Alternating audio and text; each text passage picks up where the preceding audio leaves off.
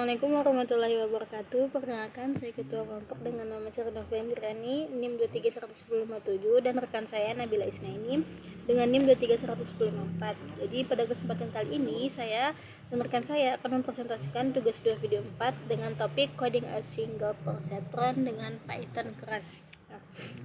Di mana ini merupakan bagian dari seri Machine Learning 101 episode 4. Nah, referensi utama kami adalah menggunakan video YouTube dari channelnya Pak Ridwan Ilyas, di mana di sini dia termasuk ke playlist Machine Learning 101. Di sini sudah ada linknya dan juga ada link GitHub yang telah kami buat untuk menyimpan kode programnya. Selanjutnya, sebelum kita masuk ke implementasi, kita harus paham dulu sama apa itu perseptron. Jadi perseptron adalah unit dasar dari jaringan saraf tiruan atau artificial neural network yang meniru cara kerja satu neuron di otak manusia. Ia menerima input, memberikan bobot atau weight pada setiap input, terus menjumlahkannya, baru menentukan output melalui fungsi aktivasi. Kegunaan utamanya sendiri itu untuk klasifikasi linear sederhana, misalnya mengenali pola logika seperti AND dan OR, atau memisahkan dua kategori data. Nah, perseptron ini dia itu jadi fondasi sebelum kita masuk ke arsitektur yang lebih kompleks seperti deep learning. Nah, di sini ada arsitektur dan tabel logika, yang mana ini merupakan skema neuron tunggal dan tabel kebenaran gerbang logika N.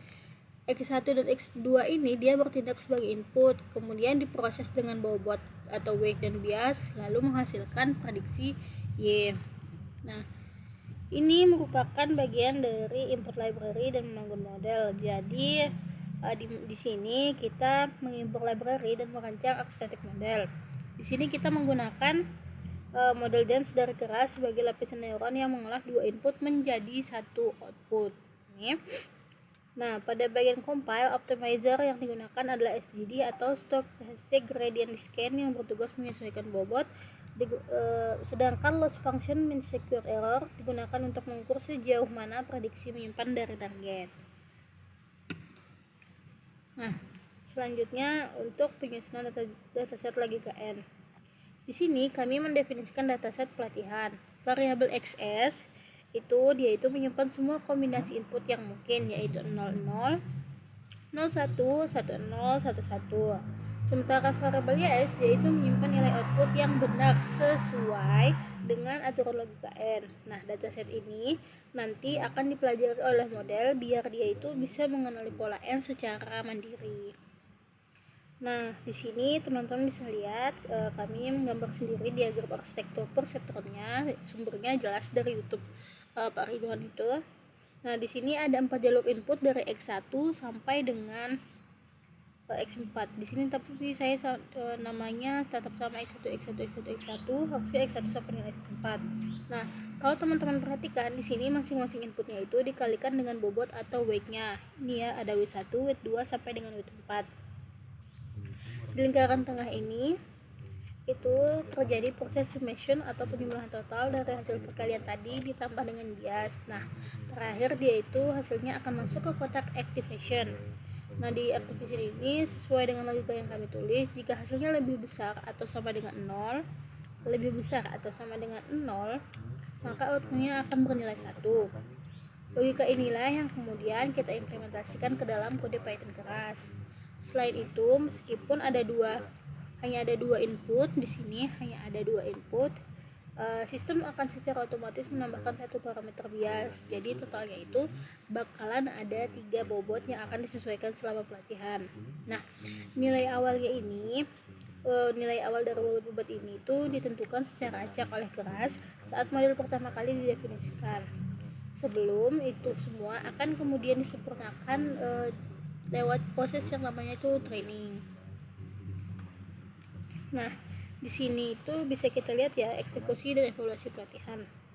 Modelnya itu dilatih secara repetitif sebanyak 1000 epoch. Setelah proses pelatihan selesai, nilai loss yang tercatat sangat rendah, yaitu sekitar hanya 0,0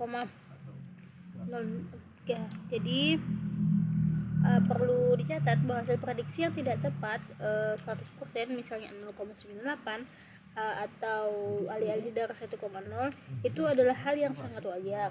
Ini itu bisa disebabkan oleh batasan toleransi perhitungan floating point pada komputer. Tapi kalau secara logika hasilnya sih udah tepat. Nah, di sini sebagai pengujian lanjutan, modelnya itu diuji menggunakan rumus target. Rumusnya itu Y sama dengan X1 kali 2 ditambah dengan X2 kali 4 kembali dengan 1000 input. Hasilnya nanti cukup rumuskan. Contohnya ada di sini ya. Nah, sebagai contoh inputnya itu 1,3. Di sini contohnya itu 1,3. Sini harusnya itu kita pakai 3 kali 2 plus 3 kali 4 sama 18, tapi di sini kita kali ini, di sini sebelumnya saya taruhnya itu 3,3 ya, tapi kemudian saya ubah jadi 1,3. dan nanti hasil outputnya itu 14,014 yang mendekati nilai target asli yaitu 14. Nah, ini membuktikan kalau perseptron itu berhasil memetakan bobot W1 mendekati 2 dan W2 mendekati 4 sesuai pola data yang diberikan. Nah, kesimpulan dari praktek kita kali ini itu kita berhasil mengimplementasikan perseptron tunggal menggunakan Python dan keras. Prosesnya itu meliputi yang pertama ada input,